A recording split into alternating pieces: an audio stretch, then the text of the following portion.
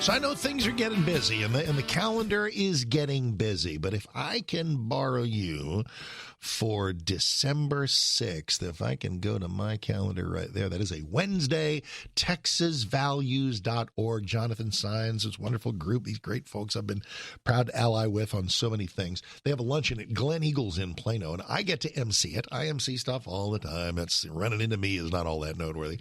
But look who we got. Look who's coming at the DFW luncheon there on December 6th. Kelly Shackelford from First Liberty will be in the house. That's always great. And our featured speaker, you know her, you love her. She's only trying to save women's sports. It's our buddy Riley Gaines. Hey, Riley, how are you? I am doing so wonderful, Mark. It's good to talk to you. It is great to have you. Didn't we have a headline just in the last couple of days? I mean, you're probably keeping track of this more than I am.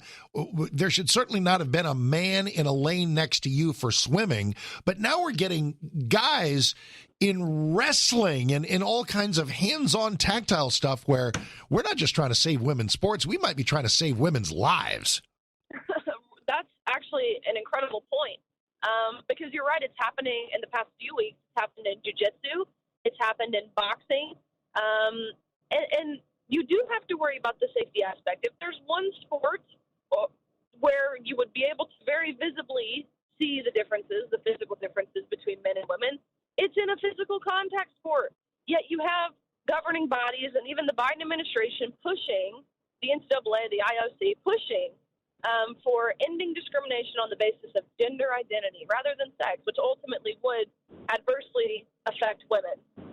So what's been the latest with you? The last time that we were talking about you or had you featured in the news, you had you've had some just horrible experiences at speaking engagements. I mean, listen, when you show up, it's love in the room. It's awesome. And we're going to have a fantastic time December 6th. When you show up like at a university, we learn about the ideological poison of some of America's college campuses, and just some dreadful things have happened. But, it just shows, how do you know you're over the target? You're taking on flack. So how's the college tour going?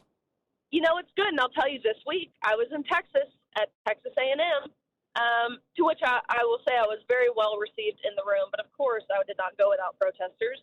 And every time I'm in Texas and get protesters, I lose hope in humanity. I'm like, this is Texas. What are we doing, guys? But like I said, it really was well received. There were several of the women's sports teams at Texas A&M who came to the event because, look, they're hungry to hear the truth. They think about their team having to go through the same scenario. There were some swimmers, one girl at Texas A&M at that national championships where Thomas competed, who placed 17th, meaning she missed out on being named an All-American by one place because she was displaced by a male. And so to be able to talk to those girls, to share my perspective, to share insight, and really to empower and encourage them to speak the truth, that's certainly what it's about, and it makes all the backlash worth it. Riley Gaines is here. You and I have a mutual friend, or a mutual acquaintance at least, because I was really proud to welcome to the show a few months ago wonderful Canadian powerlifter April Hutchinson, and her whole point was, it's insane that I'm lifting against men identifying as women. And what did she, I think you retweeted and I did as well, the Canadian Powerlifting Union president has resigned because she and her country of Canada, they had a big North American championship done in the Cayman Islands or something like that, and dudes placed well, as they will do in powerlifting. So she's trying to do what she can in her sport as well. Well, let me tell you, the CPU, which is, again, the Canadian Powerlifting Union, has now banned her for 2 years from competing in their federation. What? And what's her crime? For going on Piers Morgan, actually, and using the word biological male when referring to Anne Andres, who is just that, a male, and for simply saying she wants fair competition. Her federation banned her from competing for Canada on the national team for 2 full years. And now you're right, the president has now stepped down, and I think this is largely in part of it, because how could you, as a person with the authority to make decisions in a leadership position, how could you go to sleep at night knowing what you're doing is actively discriminating against women? That allows them to lose out on opportunities. It allows them to be exploited in locker rooms and allows them to be injured in their sport. How could you sleep with yourself at night? That's it. All right, listen, there are all kinds of things attached to you. I just want to send people to the right places. There's the Independent Women's Forum. There's Save Women's Sports. But there's also now, I think it's my first time casting eyes on this, the RileyGainesCenter.org. What is the Riley Gaines Center? It's a training program to help train leaders, really, because that's what we need, whether that's school board leaders, whether that's national leaders, community leaders, campus leaders. I think we can all agree that we need more leaders. And so that's what the center does.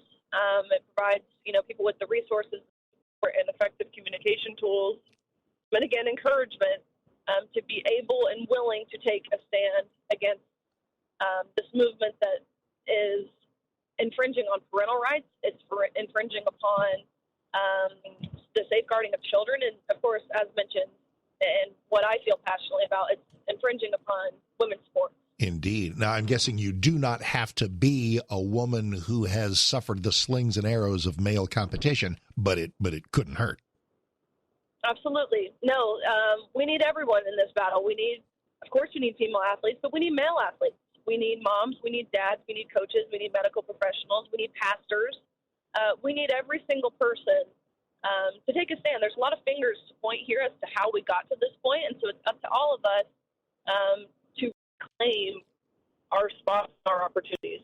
Last thing, Riley Gaines is here. Last thing, I want to run this by you because your beliefs are your beliefs, and yet your competition, your athletic achievements are a very, very big deal, and it's all about athletic achievements. What is your thought on the question of, in order to really go to the mat, no pun intended in wrestling or anything else, that what women really need to do, individuals and teams, when faced with male competition, is simply step into the strike zone, take one for the team, and refuse to compete. Walk away. That is such a huge ask. Is that ultimately what we need?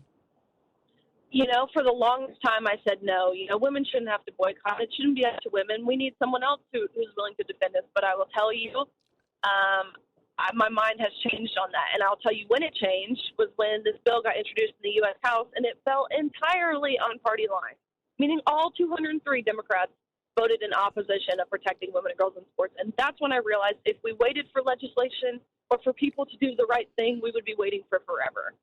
We need people to take a stand. We need women to not compete. Again, we need men to not compete even.